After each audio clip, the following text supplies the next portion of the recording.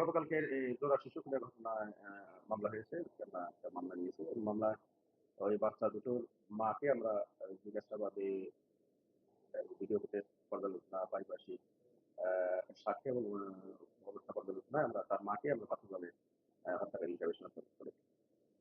তবে তিনিও কিছুটা আমাদের কাছে স্বীকার করেছে।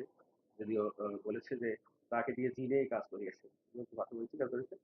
তো আমরা এটা মোটিভটা কি, কেন এই হত্যাকাণ্ডটি তিনি করেছেন, সেটি উদ্ঘাটনে আমাদের আরো গভীর তদন্ত প্রয়োজন।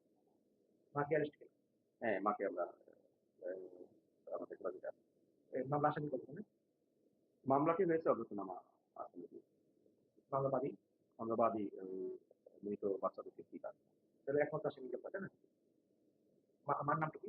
মার নাম আলিয়া বেগম। হ্যাঁ? আলিয়া। আলিয়া? আলিয়া বেগম।